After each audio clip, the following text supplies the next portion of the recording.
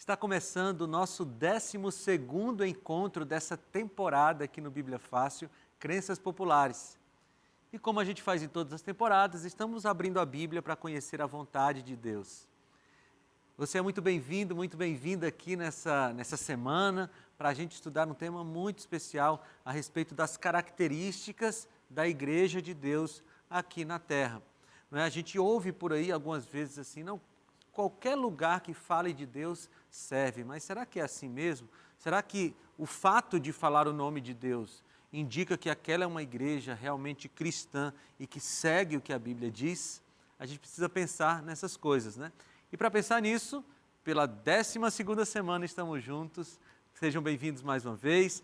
Estamos aqui para estudar esse tema, qualquer igreja serve, e eu começo antes da oração falando essa frase aí, né, que eu já ouvi, não só em relação a igrejas, mas também em relação a músicas, a livros, essas coisas assim. Se fala de Deus, então serve. Mas será que é assim mesmo? Será que usar o nome de Deus sem respeitar os princípios que ele apresenta na Bíblia nos faz, ou faz daquele lugar, daquela música, alguma coisa apta para um cristão? Vamos pensar nisso, mas antes vamos orar. Senhor, obrigado, Pai, pela oportunidade que nós temos de abrir Tua Palavra mais uma vez. Nós queremos fazer isso com a unção do Teu Santo Espírito. Por favor, nos ilumina para entendermos a Tua vontade, em nome de Jesus. Amém. Não é exatamente assim, né? Se fala de Deus, então serve. A gente tem ouvido isso por aí, porque tem muita gente que está buscando uma igreja à sua imagem e semelhança, né? Eu ouvi alguém falando esses dias assim, Deus criou os seres humanos à sua imagem e semelhança, mas hoje os seres humanos criaram um Deus à sua imagem e semelhança, porque algumas pessoas querem uma igreja que se adapte ao seu gosto pessoal, né? E querem um cristianismo que não exija nada de si mesmo, um cristianismo que não exija mudança, que não exija renúncia. O pastor Gilson Brito, né, o nosso orador da Voz da Profecia, ele tem uma frase que eu gosto muito, ele diz assim: muitos gostam de falar da cruz de Cristo, mas poucos gostam de falar da cruz do cristão. E na Bíblia a gente tem a cruz de Cristo, mas Jesus também falou da cruz do cristão. Ele disse: quem quiser vir após mim, tome a sua cruz e siga-me. O que é cruz? Cruz é um instrumento de morte. A cruz era um instrumento para matar a pessoa. Então, quando Jesus diz, toma a sua cruz e siga-me, ele está dizendo, você precisa morrer para ser um seguidor meu, morrer para o seu eu. Mas, infelizmente, algumas pessoas querem uma igreja que seja light, né? Esses dias eu ouvi também uma pessoa com essa expressão, não uma igreja light, uma igreja que você vai lá, você canta músicas legais, você ouve uma pregação legal, muitas vezes a pregação nem cita a Bíblia direito, você ouve uma pregação legal, depois você vai para casa e faz o que você quiser da sua vida. Mas não é essa a igreja que Deus estabeleceu para a terra. A igreja que Deus estabeleceu para representá-lo na terra é uma igreja que prega o que a Bíblia diz.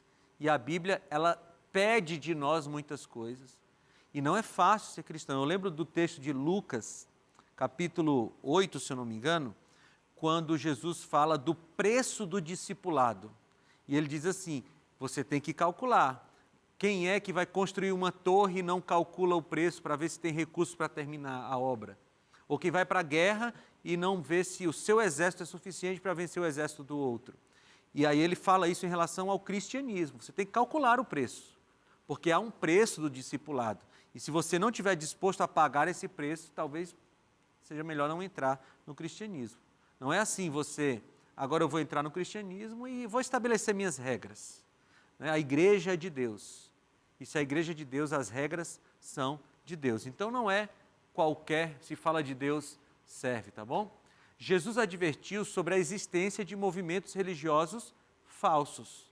Eu quero ler esse texto com vocês. Está em Mateus capítulo 7. Né? Mateus capítulo 7 é um livro, um capítulo muito interessante do livro de Mateus. Ainda faz parte ali do Sermão da Montanha. E Jesus está falando de ter cuidado com os falsos profetas.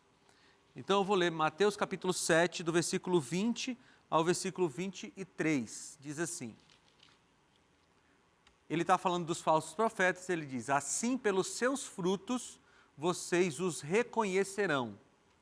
Nem todo aquele que me diz Senhor, Senhor, entrará no reino dos céus, mas apenas aquele que faz a vontade de meu Pai que está nos céus. Muitos me dirão naquele dia: Senhor, Senhor, não profetizamos nós em teu nome? Em teu nome não expulsamos demônios e não realizamos muitos milagres? Então eu lhes direi claramente: nunca os conheci. Afastem-se de mim, vocês que praticam o mal. Nas versões mais tradicionais da Bíblia, aqui na última palavra tem a palavra iniquidade. Alguém tem essa palavra aí? Você tem aí, né, Guilherme?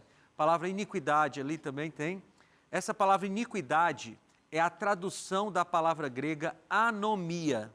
E o que é anomia? O a é o prefixo de negação no grego. E nomos é lei. Então, Jesus está falando assim: afastem-se de mim vocês que não praticam a lei. Vocês que praticam a anomia, vocês que não se submetem à minha lei. Ou seja, olha esse texto aqui como é importante. Jesus está falando no contexto do tempo do fim, né, perto da sua volta, que algumas pessoas diriam assim: Senhor, Senhor. Ou seja, essas pessoas declarariam o nome de Jesus, elas falariam o nome de Jesus e chamariam Jesus de Senhor. O que é o Senhor? O Senhor é alguém que domina um servo. É alguém que legisla sobre um servo. E essas pessoas aqui, sobre quem Jesus está falando, elas dizem Senhor, Senhor. Ou seja, elas chamam Jesus de Senhor, mas elas praticam a anomia. Olha a contradição. No discurso elas dizem que Jesus é o Senhor, mas na prática elas não obedecem à lei. Por isso que Jesus diz: eu não vos conheço. E essas pessoas, elas são religiosas. Por que eu digo que elas são religiosas? Porque elas dizem: Senhor, Senhor, não profetizamos nós em teu nome?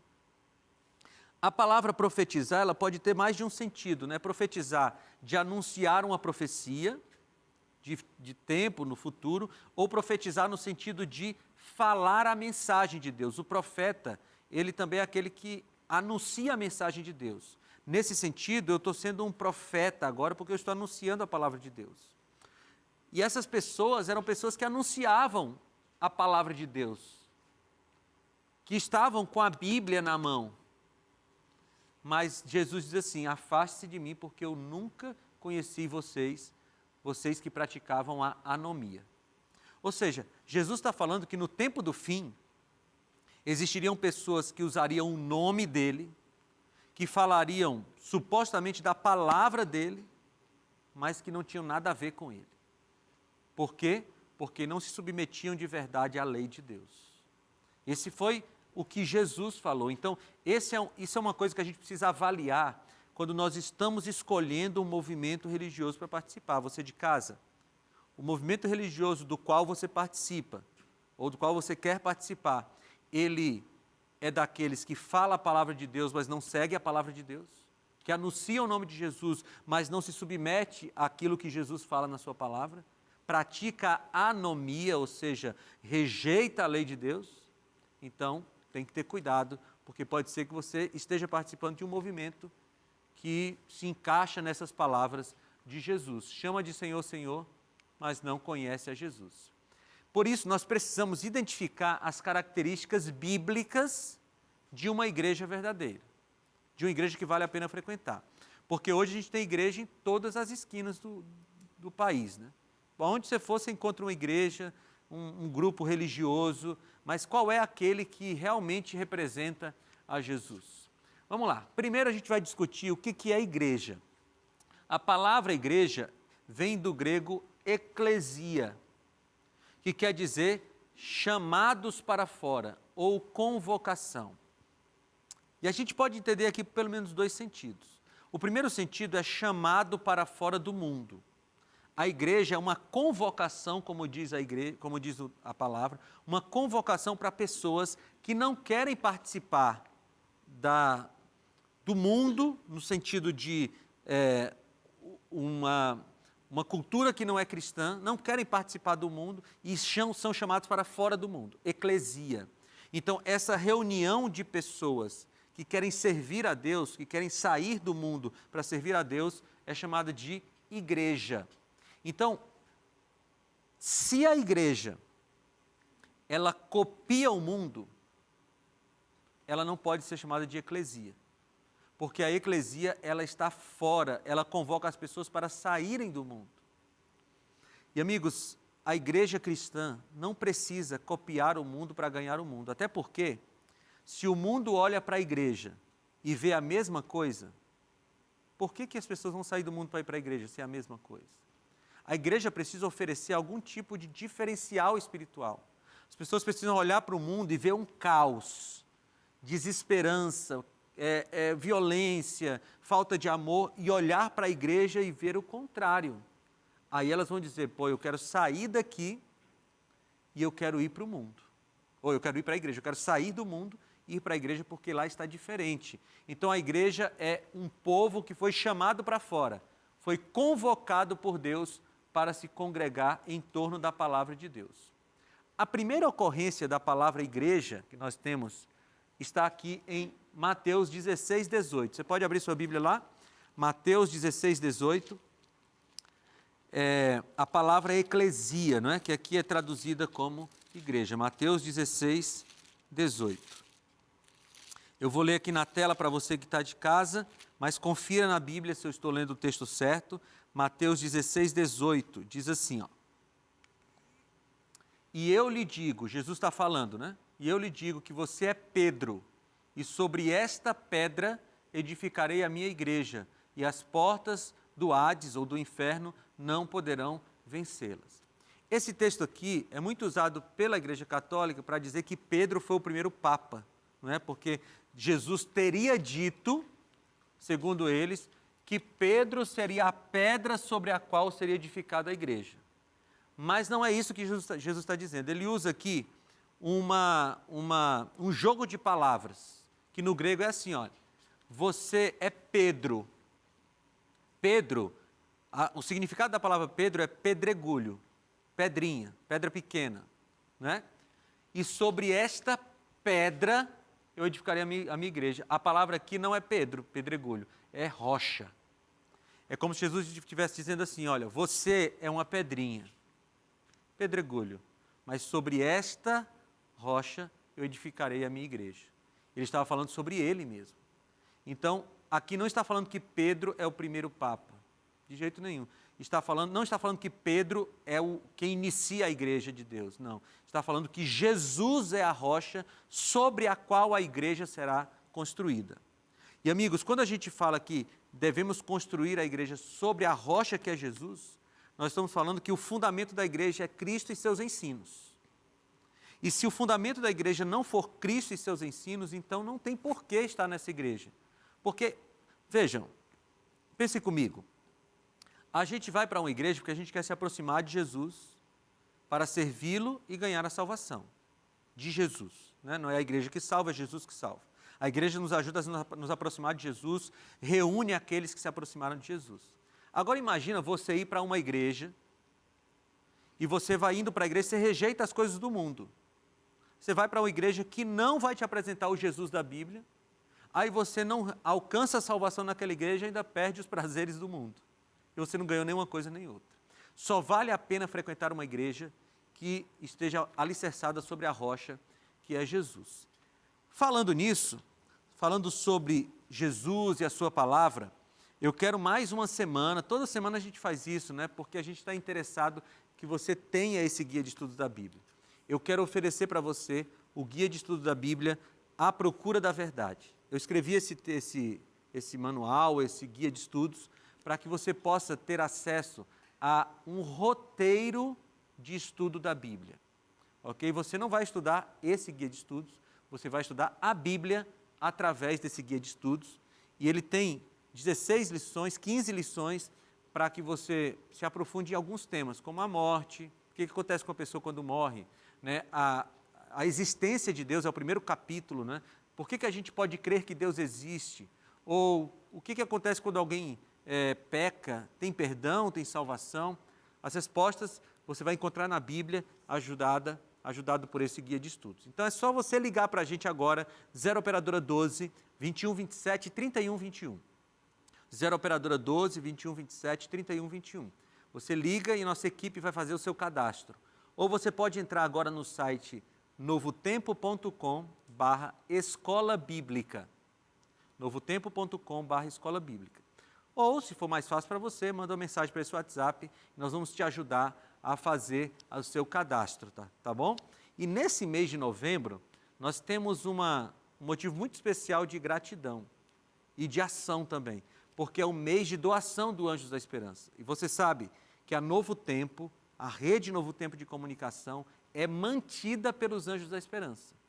Mais de 50% do que acontece, do que tem aqui, é mantido pelos Anjos da Esperança. Então, nós estamos num mês especial de doação, e eu quero convidar você, se ainda não fez sua doação especial, faça, para que a gente possa produzir mais guias de estudo e enviar para mais pessoas, tá bom? Vamos lá. Então, nós vimos já aqui a primeira ocorrência da palavra eclesia, que é a palavra igreja aqui. Em Atos 2,47, nós também temos a palavra eclesia, mas ela é traduzida, na maioria das vezes, como povo. Diz assim: louvando a Deus e tendo a simpatia de todo o povo. E o Senhor lhes acrescentava todos os dias os que iam sendo salvos. Aqui também tem a palavra eclesia, que é igreja, né? Aqui foi traduzida como povo. Mas era esse povo que saiu do mundo para poder servir a Deus em sua igreja.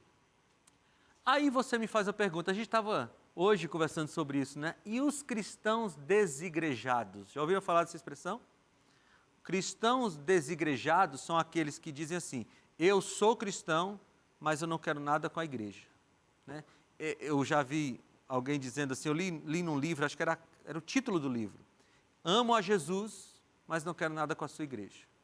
Então, existe uma quantidade muito grande de cristãos desigrejados. Gente que diz assim, olha, eu até quero me relacionar com Jesus, mas eu não quero nada com o negócio de igreja.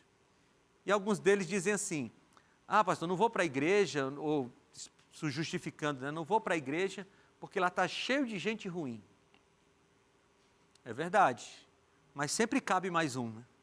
Sempre cabe mais um. Porque se você diz assim, não vou para a igreja porque lá está cheio de gente ruim, você esquece que você também é ruim. Não tem nenhum ser humano nesse planeta que seja bom como Jesus é. Né? Uma vez, um colega me contando assim, que a pessoa chegou para ele: pastor, não venho mais na igreja que aqui está cheio de gente falsa. E aí ele disse assim, né? Não precisa ir embora, cabe mais um.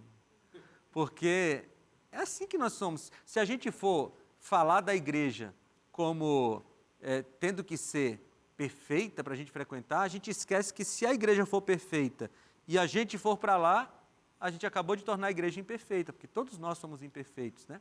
A igreja, ela é como um hospital. Eu vou até trazer essa metáfora aqui, mas seria muito estranho se você chegasse no hospital e dissesse assim: gente, que coisa feia aqui nesse hospital, cheio de gente doente. Não, os doentes vão embora, que o hospital aqui, a gente não aceita gente doente.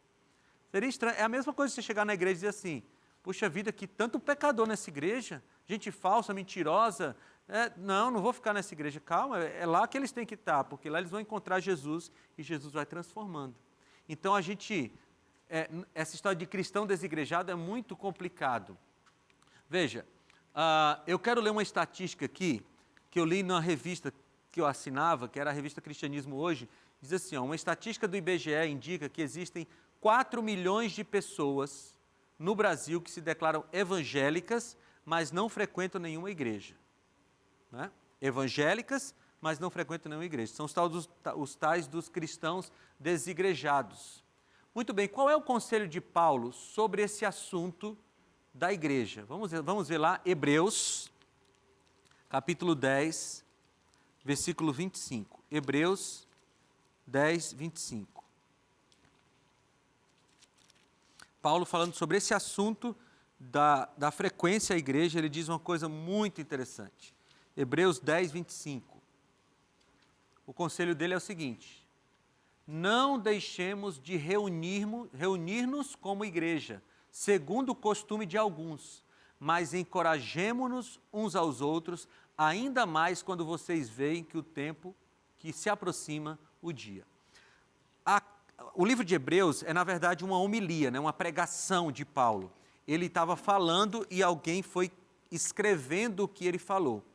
Então, ele estava pregando para os cristãos hebreus que tinham fugido da perseguição de Jerusalém. Eles estavam dispersos. Então, eles estavam sofrendo perseguição, estavam com medo. E, nesse contexto, alguns deixaram de frequentar a igreja. Deixaram de frequentar a reunião pública de adoração. Aí, Paulo diz para eles assim: não deixem de ir para a igreja, como é costume de alguns. Já tinha desigrejado lá na época de Paulo. Mas encorajemo-nos uns aos outros, ainda mais quando você vê que o dia se aproxima. Então, uma das funções da igreja é encorajamento. Você chega na igreja e você encontra com um irmão que tem uma dificuldade parecida com a sua. Você vai lá e ora com ele, ora por ele, recebe a oração dele. Você vai à igreja e vê que tem um casal que está passando por uma dificuldade como você passou. Você venceu essa dificuldade, você vai lá e ajuda aquele casal. O encorajamento é um ponto importante dessa convivência na igreja. Guilherme, você colocou a mão no microfone aí, pode falar. Pastor, eu costumo dizer que o amar o próximo é isso. Se colocar no lugar dele, porque você tem a capacidade, do mesmo potencial dele, você tem de fazer a mesma coisa que ele. Sim. Ou seja, se você ama o próximo, então você entende que você tem o mesmo potencial de fazer as mesmas coisas, mentir, matar, roubar, fazer o que for de errado. Sim. Eu vejo dessa forma. Isso, para mim, é o amar o próximo. Eu vou tocar num texto mais na frente, eu só vou adiantar aqui, quando Jesus, ele perdoa a negação de Pedro. Mas eu já vou adiantar, porque você tocou nesse ponto. Jesus disse por 3 vezes para Pedro: apacenta as minhas ovelhas, apacenta os meus cordeiros. Por quê? Porque Pedro, naquele momento, ele sabia exatamente como um pecador pode ser perdoado por Jesus. E agora ele estava pronto para tratar os outros pecadores e levar para serem perdoados por Jesus também. Então, na igreja, a gente tem a capacidade, ou deve ter essa capacidade de olhar para o outro e dizer assim: puxa, eu não vou apontar o dedo para o meu irmão, não vou massacrar o meu irmão porque ele pecou, porque se eu estivesse no lugar dele, eu gostaria de ajuda, né? E na igreja a gente deve abraçar os outros e ajudar os outros a andarem no caminho de Jesus. É parte do trabalho da igreja. Então, Paulo diz para a gente não deixar de se congregar. Portanto, um cristão desigrejado está desobedecendo um mandamento bíblico. Porque aqui Paulo não dá uma opção, ele diz assim: não deixemos de reunir-nos. Ok? É um mandamento bíblico se congregar em uma igreja. O John Stott, que é um grande teólogo, ele diz assim: assim somos tanto discípulos individuais quanto membros da igreja, tanto adoradores quanto testemunhas, tanto peregrinos como cidadãos. Ou seja, John Stott está dizendo que nós sim podemos adorar individualmente. Quando você está na sua casa lá, e você pega a sua Bíblia para ler de manhã, você faz oração, você está fazendo um momento de adoração individual. Mas nós, como cristãos, somos adoradores individuais e adoradores coletivos também. Porque na igreja há um grupo de gente que se encontra com Jesus em casa e vem adorar a Deus aqui na igreja, tá bom? Somos tanto peregrinos, estamos na caminhada, como cidadãos, estamos aqui parados também. E 1 Coríntios capítulo 12, versículo 12 diz assim: porque assim como o corpo é um e tem muitos membros, e todos os membros sendo muitos, são um só corpo, assim é Cristo também. Essa é a metáfora que Paulo usa, a metáfora do corpo, né? A igreja de Cristo é como um corpo. Tem alguém que aparece mais, tem alguém que aparece menos, tem alguém que trabalha só nos bastidores, tem alguém que está sempre em evidência, como o nosso corpo. Mas a cabeça desse corpo é Cristo. Então, um cristão desigrejado, ele está fora do corpo. Ele está em desarmonia com aquilo que a Bíblia diz. Marcos 2,17. Os sãos não necessitam de médico, mas sim os que estão doentes. Eu não vim para chamar os justos, mas sim os pecadores ao arrependimento. Por isso que na igreja tem pecador, porque Jesus vem chamar os pecadores. Aliás, na época de Cristo, aqueles que achavam que não eram pecadores foram repreendidos por ele, né? Grupo dos fariseus, os mestres da lei, muitos deles achavam que não podiam se comparar com os pecadores, os publicanos, as prostitutas. E Jesus diz que, em um certo trecho, Jesus diz assim, esses aí, os prostitutas, os publicanos, entrarão no reino de Deus primeiro que vocês. Porque, qual é o detalhe? Quando você não admite que está doente, você não aceita tratamento médico. Né? Quem já foi ao médico sabe disso. Se você não aceita o diagnóstico do médico, você não vai tomar os remédios que ele mandou. Se você não admite que é um pecador, você acaba não indo buscar o tratamento que Jesus dá. Então, a igreja é como um hospital, falei para vocês, né? Está cheio de gente ruim e cabe mais gente. Né? Você é ruim, é para a igreja que você tem que vir. Né? Você está em pecado, é para a igreja que você tem que vir. Porque na igreja Jesus vai transformando. O convívio com outros pecadores que já conseguiram vencer vai te motivando e aí você vai conseguindo crescer na fé. A igreja também pode ser comparada com um quartel-general, porque assim, olha, você está doente, você está em pecado, você vem, você é fortalecido e depois você sai para a guerra. Porque não esqueça que a igreja tem uma missão. A igreja tem a missão de pregar o evangelho em todo o mundo, para que Jesus possa finalmente vir. Então a igreja é um hospital que nos ajuda a curar nossas feridas, mas também é um quartel-general que envia os soldados para a guerra. Agora eu quero ler com vocês Mateus capítulo 5. Pega a tua Bíblia aí, abre Mateus capítulo 5, porque a Bíblia tem uma metáfora muito bonita a respeito da igreja, da eclesia, do povo de Deus. Mateus capítulo 5, dentro do Sermão da Montanha, Jesus compara a igreja com dois elementos. Nós vamos ler a partir do versículo 13 até o versículo 16. Nós vamos ler agora, e aí vamos para um breve intervalo, e depois a gente volta pensando sobre esse texto. Jesus está falando, ele diz assim, vós sois o sal da terra, mas se o sal perder o seu sabor, como restaurá-lo? Não servirá para nada, exceto para ser jogado fora e pisado pelos homens. Vocês são a luz do mundo. Não se pode esconder uma cidade construída sobre um monte. E também ninguém acende uma candeia e a coloca debaixo de uma vasilha. Pelo contrário, coloca no lugar apropriado e assim ilumina a todos os que estão na casa. Assim brilha a luz de vocês diante dos homens, para que vejam as suas boas obras e glorifiquem ao Pai de vocês que está nos céus. Duas comparações aqui, duas metáforas. Luz e sal. O que Jesus queria dizer com isso? Você quer saber também? Então não sai daí, porque a gente volta já já.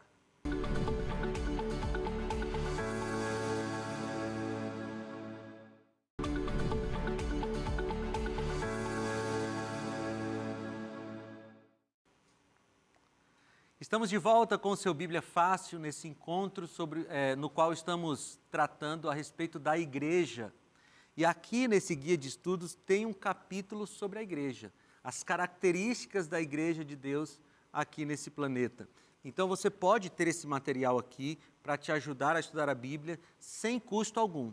Nós inclusive estamos no mês de doação do Anjos da Esperança, né? E são essas doações que fazem com que a gente imprima esses guias de estudo da Bíblia e envie para a sua casa sem custo algum. Você já deve ter inclusive ouvido alguma coisa aí na TV ou na rádio falando sobre as nossas metas para o ano que vem, para 2024, porque nós queremos lançar novos guias de estudo da Bíblia sobre outros assuntos para mandar para a sua casa também. Mas hoje estou te oferecendo esse aqui, A Procura da Verdade. Esse guia de estudos pode ir para a sua casa e você só precisa pedir. Entra agora no site novotempo.com/escola bíblica. Lá você pode pedir o seu guia de estudos, vai para a sua casa pelos correios, ou você pode mandar uma mensagem para esse WhatsApp que está aparecendo aqui na tela, ou, se for melhor para você, você pode ligar. O número é 0 operadora 12 21 27 31 21. Liga agora que tem uma pessoa esperando para falar com você. Muito bem, vamos aqui correr com o nosso tema, sal e luz. O que a metáfora do sal nos diz? Né? O sal, na época de Cristo, ele era uma espécie de geladeira, né? Hoje a gente tem a geladeira para colocar as coisas dentro e conservar. Mas naquela época se conservava o alimento salgando o alimento, especialmente a carne. Então colocava muito sal na carne e isso fazia com que ela ficasse mais conservada. Então, nesse sentido, a igreja tem uma função de conservação moral do mundo. A igreja tem que ser o baluarte moral do mundo. E eu vou dizer para vocês, se não fosse o cristianismo, esse mundo estaria muito pior. Porque o cristianismo ainda vai segurando as pontas, mostrando o que é a moralidade. E a luz era a lâmpada, na época de Cristo, era mais ou menos assim, Então era um recipiente de barro com um pavio lá e ali colocava óleo. Você lembra da parábola das 10 virgens, que eles tinham lâmpadas e algumas tinham óleo e outras não tinham óleo? É porque a lâmpada era esse material, esse equipamento aqui, mas o óleo era colocado lá para poder o pavio pegar fogo. Então, desse ponto de vista, a igreja também precisa ter o Espírito Santo, que é o óleo de Deus, para que a gente possa iluminar a terra. Mas eu quero pegar algumas lições aqui do sal e da luz. Ser sal e ser luz não é uma questão de escolha, é uma característica inerente do verdadeiro cidadão do reino de Deus. Se você não é sal e não é luz, então você não é do reino. Porque Jesus falou assim, se o sal for insípido, sem sabor, para que ele serve? Para nada. O que vai acontecer com ele? Vai ser jogado à beira do caminho. Se você não é sal e não é luz, você não serve para nada no reino de Deus. Foi o que Jesus falou. Se a lâmpada não ilumina, qual é a função dela? Se o sal não dá sabor, qual é a função dele? Os discípulos de Cristo deveriam reconhecer a salvação do próximo como sua responsabilidade principal. E a igreja deve tratar disso. E o cristão que não é sal e não é luz vive um auto-engano espiritual, porque ou o cristão é sal e luz, ou ele não é cristão. Muito bem. O que nos motiva a ser igreja de verdade? Aqui eu quero citar, eu não vou ler o texto todo, porque eu quero avançar para o próximo tópico, que é muito importante, mas aqui tem um texto de quando Pedro foi restaurado, depois que ele negou a Jesus. Ele nega a Jesus, Jesus morre, é sepultado, 3 dias depois Jesus ressuscita e vai encontrar com Pedro na praia. Pedro está pregando. E por 3 vezes Jesus pergunta, você me ama? E 3 vezes Pedro diz, amo. Na última ele ficou triste, a Bíblia diz, porque Jesus perguntou 3 vezes para ele. Mas aqui nós vemos uma coisa muito importante. Qual é o pré-requisito que Jesus colocou na vida de Pedro para que Pedro se tornasse um pastor da sua igreja? Ele perguntou, você me ama? O amor por Jesus é o grande requisito da igreja cristã, dos servos de Deus. Pastor, então eu só preciso amar, não preciso fazer mais nada. Não, não é isso, é que o amor de Deus engloba tudo.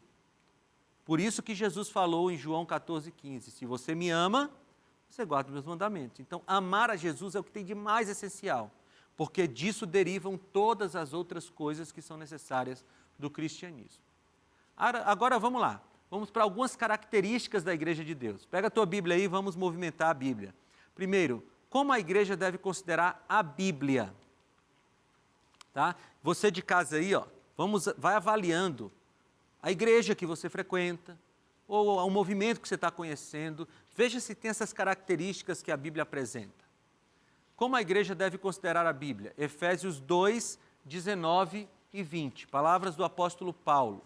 Efésios 2, 19 e 20, diz assim, portanto, vocês já não são estrangeiros nem forasteiros, mas concidadãos dos santos e membros da família de Deus, edificados sobre o fundamento dos apóstolos e dos profetas, tendo Jesus Cristo como pedra angular. Veja aqui qual é o fundamento desses membros da família de Deus. O fundamento são os apóstolos e os profetas. Quando Paulo está falando dos apóstolos e dos profetas, ele está se referindo à revelação. Ok? Então, o fundamento da igreja é a palavra, a revelação. E qual é a pedra angular desse fundamento? Jesus Cristo. A pedra angular era uma pedra que ficava numa posição estratégica na construção. Vocês sabem, naquela época, as construções eram de encaixe, Não existia essas tecnologias que nós temos hoje de cimento, essas coisas todas. Então as pedras eram encaixadas e tinha um certo material para tentar dar uma liga. Mas o encaixe era muito importante. E a pedra angular era a mais importante para segurar a estrutura. Então, quem segura a estrutura da igreja é Cristo. Mas existe um fundamento. Amigos, a igreja que não for fundamentada na palavra, construída sobre a palavra, essa igreja não pode ser considerada uma igreja de Deus. Tem que ser sobre a palavra. Atos 16, 30, 31 e 4, 12 responde a seguinte pergunta: qual o ensino bíblico a respeito da salvação e o qual deve ser ensinado pela igreja verdadeira? Como é que a igreja verdadeira fala a respeito da salvação? Vamos ler esses textos, eu coloquei aqui na tela. Olha, Atos 16, 30 e 31. Então levou-os para fora e perguntou: Senhores, que devo fazer para ser salvo? E eles responderam: creia no Senhor Jesus e serão salvos você e os de sua casa. Agora Atos 4:12. Não há salvação em nenhum outro, pois debaixo do céu não há nenhum outro nome dado aos homens pelo qual devamos ser salvos. Amigos, a igreja precisa ensinar que a salvação é pela graça de Cristo, não pelas obras. Você não precisa fazer penitência, você não precisa pagar o que quer que seja para a igreja, você não precisa dar dízimo, você não precisa dar oferta para ser salvo. Entende isso? Para ser salvo você não precisa fazer nada disso. Quando você é salvo, a gente discutiu isso na outra semana, quando você é salvo, aí você entende que você tem que ajudar a obra de Deus com seu dízimo, sua oferta, ser fiel, você tem que guardar os mandamentos, mas isso acontece depois da salvação. Então qualquer igreja, está copiando aí, qualquer igreja que ensine algo diferente da salvação pela graça, mediante a fé, não é uma igreja que deve ser frequentada. Qual é a mensagem central da igreja de Deus na terra? Olha lá, João 14, 1 a 3. Você deve saber de qual é esse versículo, né?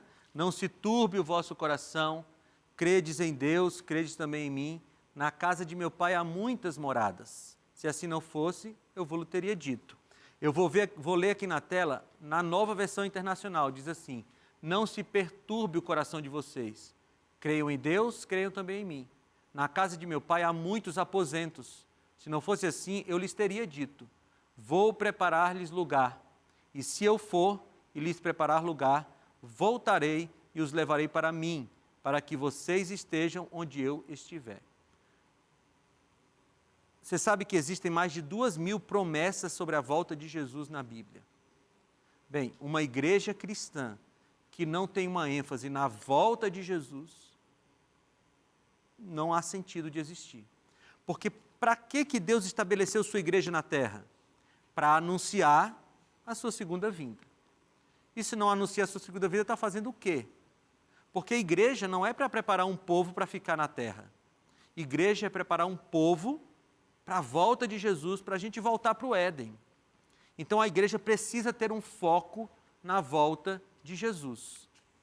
Mais uma característica: qual a verdade sobre a lei de Deus que deve ser ensinada por essa igreja? Nós vamos ler 3 textos aqui, tá bom? Se você quiser copiar, você de casa também, vamos ler primeiro João 14:15. Já citei esse texto aqui. Se vocês me amam, obedecerão aos meus mandamentos.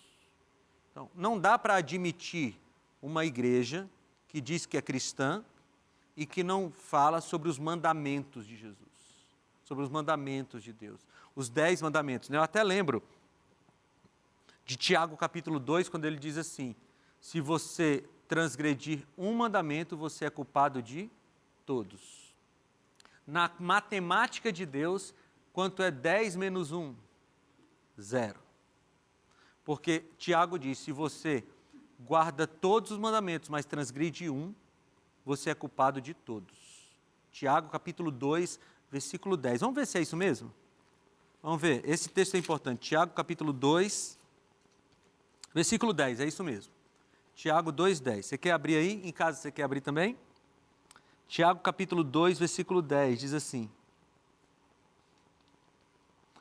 pois quem obedece a toda a lei mas tropeça em apenas um ponto, torna-se culpado de quebrá-la inteiramente. Essa é a Nova Versão Internacional. Você quer ler na sua versão aí, que não é a Nova Versão Internacional? Pega o microfone e lê para a gente, por favor. Pois qualquer que guarda toda a lei, mas tropeça em um só ponto, se torna culpado de todos. Culpado de todos. Então, na matemática de Deus é assim: 10 menos 1 é igual a 0, do ponto de vista dos mandamentos. Ou você guarda os 10 mandamentos, ou você está sendo culpado de todos. É lógico, gente, que eu não estou dizendo aqui que a gente não vai pecar, de vez em quando transgredir um mandamento de maneira involuntária. Mas o que ele está falando aqui é sobre rebelar-se contra. Você não pode dizer assim, dos 10 mandamentos eu guardo 9, mais um, não. Porque Tiago está dizendo que se você guarda 9 e se rebela contra um deles, você é culpado de todos. E essa é uma reflexão que você tem que fazer. Você está se rebelando contra algum dos mandamentos de Deus? Nós vimos na semana passada os 10 mandamentos de Deus. Você está se rebelando contra algum deles? Olha o que Tiago fala, tá bom? Agora Apocalipse 12, 17. O dragão irou-se contra a mulher e saiu para guerrear contra o restante da sua descendência, os que obedecem aos mandamentos de Deus e se mantêm fiel ao testemunho de Jesus. Apocalipse capítulo 12 fala sobre a história do pecado e da humanidade. Se você olhar o capítulo 12 de Apocalipse, ele vai falar sobre a origem do mal, lá no céu com Satanás. Abre a tua Bíblia em Apocalipse 12, rapidinho, a gente não vai conseguir ler todo o capítulo, mas capítulo 12, começa falando sobre a mulher e o dragão. Então, falando sobre Jesus e a igreja de Deus. Depois, no versículo 7, ele fala de uma guerra que houve no céu entre Miguel e o dragão. E diz que o dragão foi lançado para a terra, no versículo 9. Aí, a partir do versículo 13, ele fala quando o dragão foi lançado à terra, começou a perseguir a mulher, a igreja de Deus e o menino, que é Jesus. E depois, a partir do versículo 17, ele fala da igreja de Deus no fim dos tempos. Esse é um capítulo muito bom para você estudar depois com calma. Quando ele está falando da igreja de Deus no fim dos tempos, aí ele diz quais são as características dessa igreja no fim dos tempos. Ela obedece aos mandamentos de Deus e se mantém fiel ao testemunho de Jesus. É isso, essas são as duas características da igreja de Deus no fim dos tempos. Obedece aos mandamentos de Deus e se mantém fiel ao testemunho de Jesus. E Apocalipse 14, 12 diz, aqui está a perseverança dos santos. Quem são os santos que perseveram no fim dos tempos?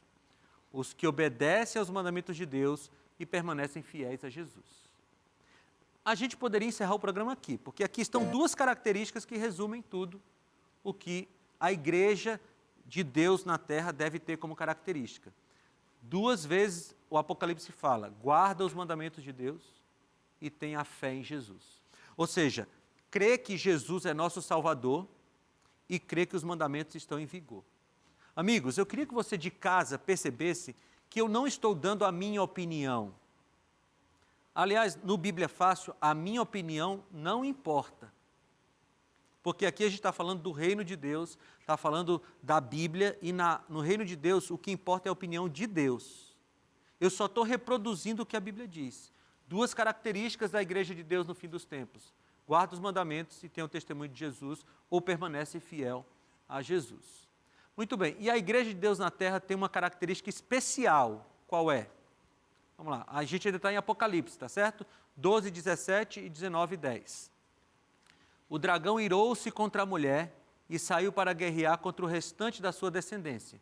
Só um detalhe aqui, no Apocalipse, quando fala de mulher, está falando de igreja.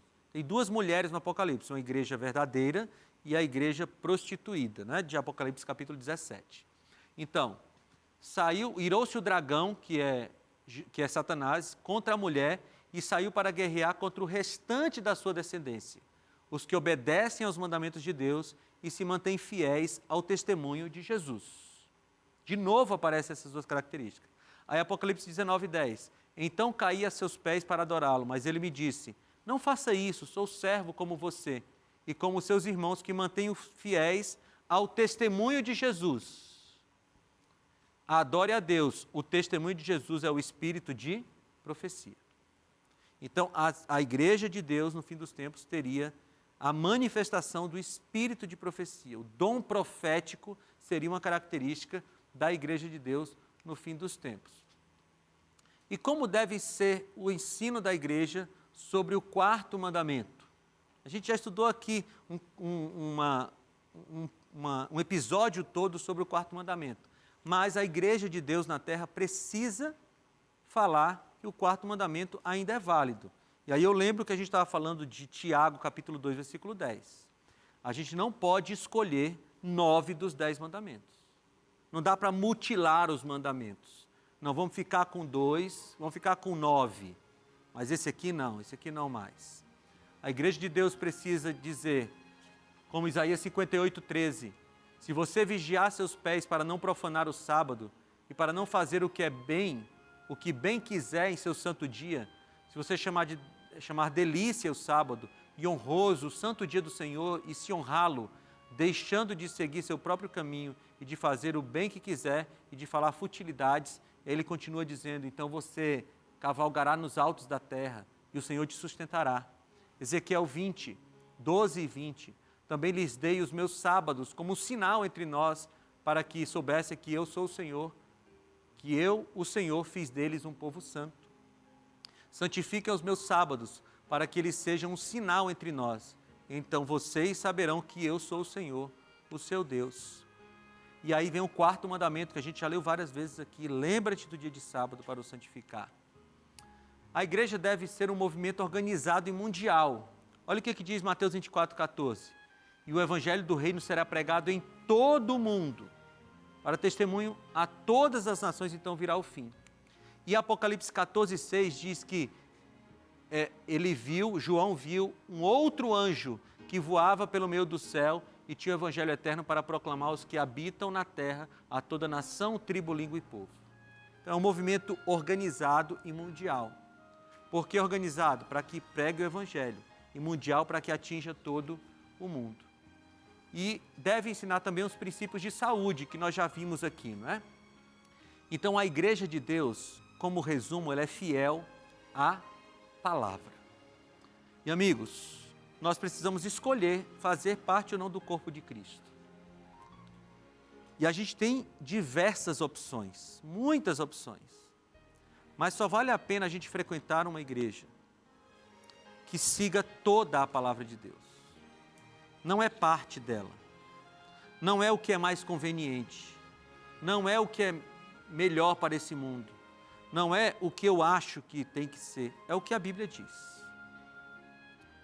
E eu fico muito tranquilo em falar sobre isso, porque eu só sou membro da Igreja Adventista do Sétimo Dia e pastor dessa igreja porque essa igreja se compromete com tudo o que a Bíblia diz.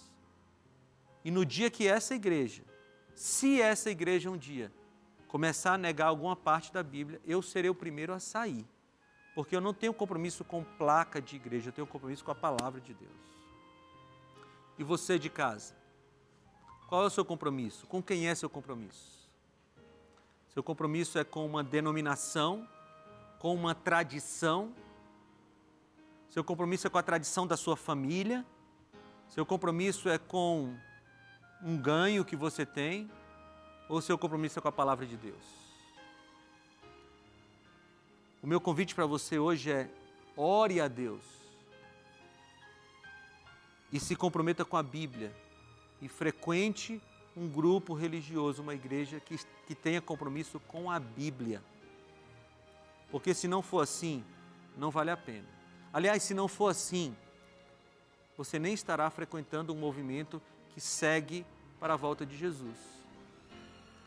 Pense o seguinte: se você entra num barco que está indo para longe do porto, você também se perderá.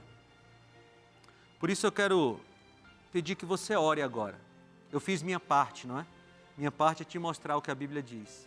Agora o Espírito Santo quer falar com você a respeito da sua decisão sobre a igreja. Faça isso enquanto você ouve o hino.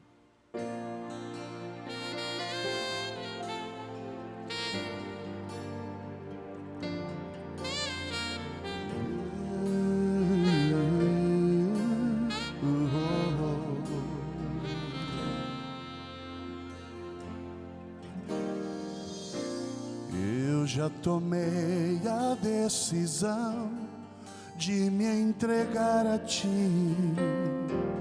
Já decidi recomeçar, mas estou preso ao meu viver, com tanta coisa pra fazer. Já nem consigo mais tempo pra Te ver. Eu queria ter um tempo, conversar contigo a sós. Eu preciso desse tempo para ouvir a Tua voz. Sempre que eu paro pra pensar, me vem a sensação de que não vou mais conseguir. Mas quando encontro Teu olhar, sinto a esperança renascer, sinto a fé voltar, sei que vou vencer. Me transforma, vem minha vida mudar, como eu quero ser diferente, Senhor. Aceita o grito de um coração sincero, vem me mudar.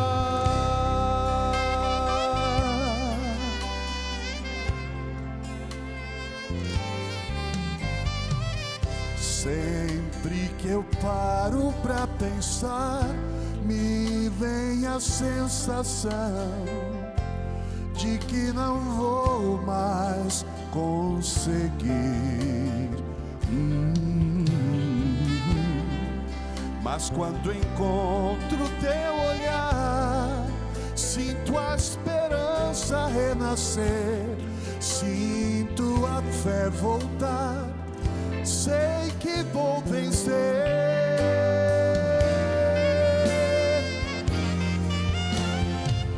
Me transforma, vem minha vida mudar, como eu quero ser diferente, Senhor. Aceita o grito de um coração sincero, vem me mudar. Me transforma, vem minha vida mudar, como eu quero ser diferente, Senhor. Aceita o grito de um coração sincero, vem me mudar.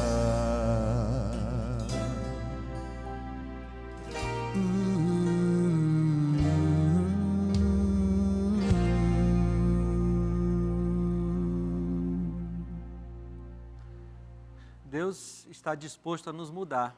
Se a gente fizer esse convite que você ouviu na música aí, vem minha vida mudar, quero ser diferente, Senhor. Hoje você foi desafiado, talvez, a reavaliar a igreja que você frequenta, porque você viu na Bíblia alguma característica que não está lá. Bem, esse é um processo doloroso, eu sei. Talvez mexa com tradições familiares, mas a grande questão é, como disse Pedro, né, lá em Atos capítulo 5, mais importa obedecer a Deus do que aos homens. Mais importa obedecer a Deus do que aos homens. E aí nessas horas de coisas da Bíblia, não pode entrar assim, puxa, mas eu vou perder isso, eu vou perder aquilo. Ah, mas eu não sei o que é que vão dizer de mim. O que a gente tem que pensar é o que Deus vai falar da gente, o que Deus vai pensar de nós. Porque é isso que realmente importa no final das contas. Nós estamos nos aproximando do final de semana, né? E no sábado tem uma igreja adventista do sétimo dia aberta esperando você. Vai lá e diz assim, o pastor Felipe Amorim da TV Novo Tempo pediu para eu vir aqui. E eles vão te receber muito bem e você vai continuar estudando a Bíblia com eles lá, tá bom?